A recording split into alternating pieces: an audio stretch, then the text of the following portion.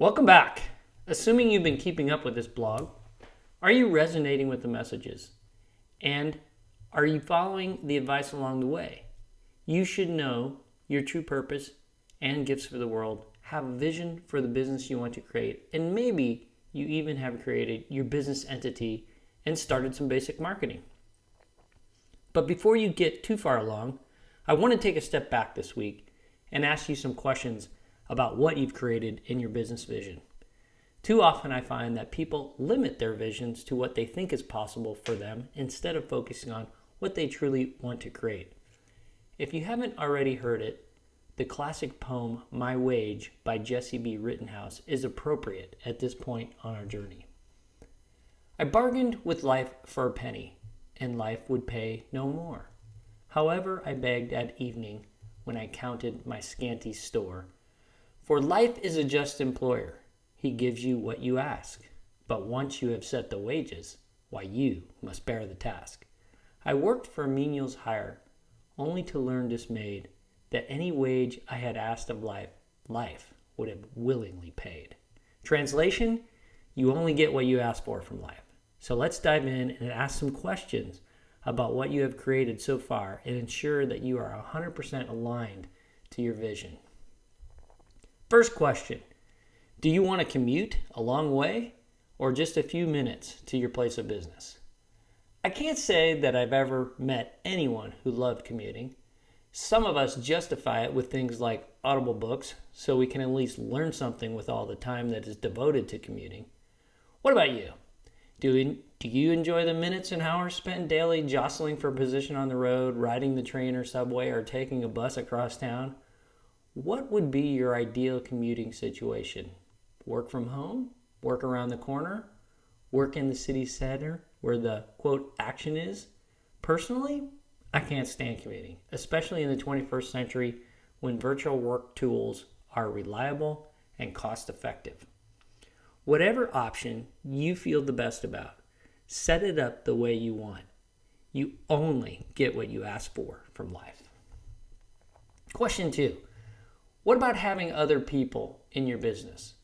Do you want to run the show, or are you more suited to a team or partnership of some nature? There are many great businesses backed by great managing teams, and there are also many great businesses headed up by a single person. At one point in my career, I worked for KPMG Peat Marwick. This was and still is one of the biggest partnership businesses in the world.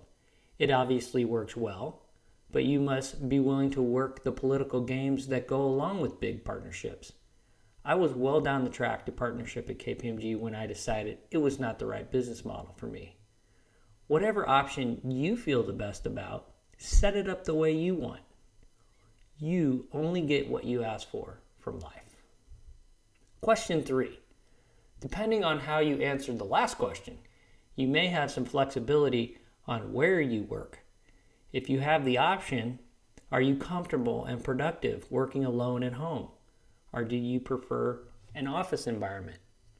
I have a friend who has her own business and could easily work from home every day because she has a beautiful workspace set up at home. However, she loves interacting with people throughout the day when she takes breaks or goes to lunch. So, she rents an office and shared common space setup that gives her the opportunity to interact with people from other businesses in the shared space. Some people say they can't work from home because there's too much distraction of personal things to do around the house or noise from other family members. Over a decade ago, my wife and I were looking for a new home and found a home with a separate casita, which is basically a studio apartment with a full bath. We weren't sure about this setup at the time, but we decided to go for it.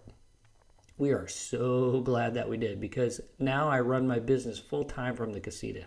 I can be out in the casita for hours on end and have no idea what's going on in the main house.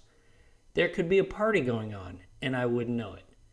Now that I've experienced this type of home office setup, we'll never not have this in our future homes. We like it so much, maybe we'll get two. You may be thinking, I can't afford that type of home. Maybe not now, but if this sounds like what you would love, then take action to set it up the way that you want. You only get what you ask for from life. Question number 4. How much time do you want to put into your business every day? How many days a week do you want to work? Because of the way we are trained by the school system to get good grades and get a good job, some people think these are ridiculous questions. Some people even struggle with guilt if they're not working full days 5 days a week.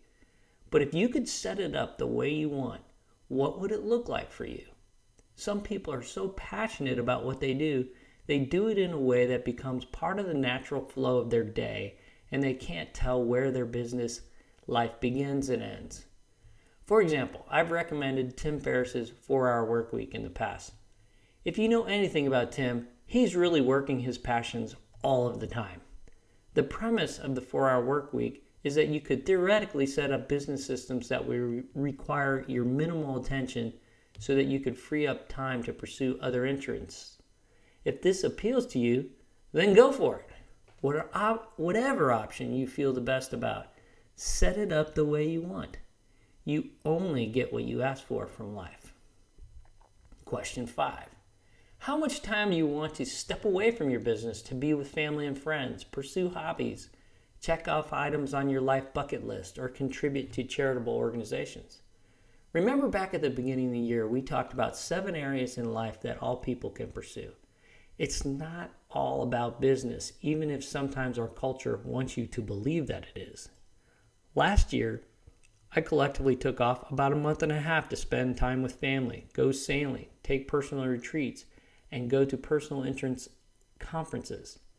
The fact that the image in this section of the post is a bunch of boats in the tropics is not an accident.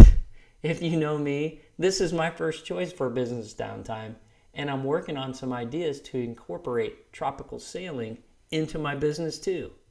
Stay tuned for details on that. What about you? How much time do you want to take off a year from your business? Set it up the way you want. You only get what you ask for from life. Last but not least, what do you want to get paid for the value you are bringing to the world? If you are pursuing a product-based business, then you will need to look at the competitive landscape, determine how to differentiate your value, and price accordingly. If you are pursuing a service-based offering, you will still need to look at the competitive landscape, determine how to differentiate your value, and price accordingly. However, please don't price yourself by the hour. If you do, you're back to trading hours for dollars. Services can be packaged into value bundles and priced according to the value of each bundle. Whatever option you feel the best about, set it up the way you want. You only get what you ask for from life. Have I said that enough in this post yet? One more time. You only get what you ask for from life. So ask wisely and have a great week.